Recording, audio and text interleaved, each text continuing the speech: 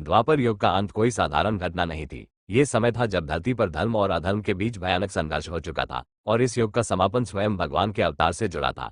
ये कहानी शुरू होती है महाभारत के महान युद्ध के बाद। कुरुक्षेत्र के मैदान में युद्ध समाप्त हो चुका था। पांडवों की जीत हुई, लेकिन इस जीत के पीछे अपार दुख और विनाश छिपा था। लाखों योद्धा मारे गए थे और धरती खून से लाल हो चुकी थी। उस समय श्री कृष्ण ने धर्म की स्थापना के लिए अपना कर्तव्य निभाया था। उन्होंने अर्जुन को गीता का ज्ञान दिया और अधर्म का नाश कराया। लेकिन युद्ध के बाद भी सब कुछ सामान्य नहीं हुआ। धीरे धीरे समय बीतता गया और द्वापर युग अपने अंतिम चरण में पहुंच गया। श्री कृष्ण जानते थे कि उनका धरती पर रहने का समय अब समाप्त होने वाला है। एक दिन द्वारका नगरी में एक अजीब घटना घटी। यादव वंश के लोग, जो बहुत शक्तिशाली थे, आपस में ही झगड़ने लगे। ये झगड़ा इतना बढ़ गया कि उन्होंने एक दूसरे का विनाश करना शुरू कर दिया। ये सब एक श्राप के कारण हुआ था। धीरे धीरे पूरा यादव वंश खत्म हो गया। ये देखकर श्री कृष्ण समझ गए कि अब द्वापर युग का अंत निश्चित है। उन्होंने अपने प्रिय नगर द्वारका को छोड़ दिया और जंगल की ओर चले गए। वहां एक पेड़ के नीचे बैठकर वे ध्यान में लीन हो गए। उसी समय एक शिकारी, जिसका नाम जरा था, वहां शिकार करने आया। उसने दूर से देखा कि पेड़ के नीचे कुछ चमक रहा है। उसे लगा कि वह कोई हिरन है। उसने बिना सोचे समझे तीर चला दिया।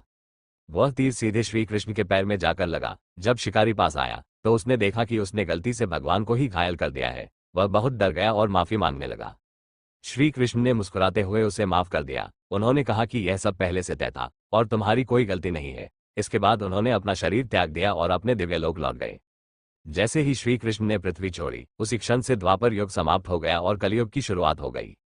कलयुग में धर्म धीरे धीरे कम होने लगा और अधर्म बढ़ने लगा। लोगों के दिलों में लोभ, क्रोध और अहंकार बढ़ गया। सत्य और धर्म का स्थान झूठ और स्वार्थ ने ले लिया। इस पूरी कहानी से एक बात साफ होती है, द्वापर युग का अंत किसी इंसान ने नहीं किया, बल्कि यह भगवान के जाने के साथ स्वाभाविक रूप से हुआ।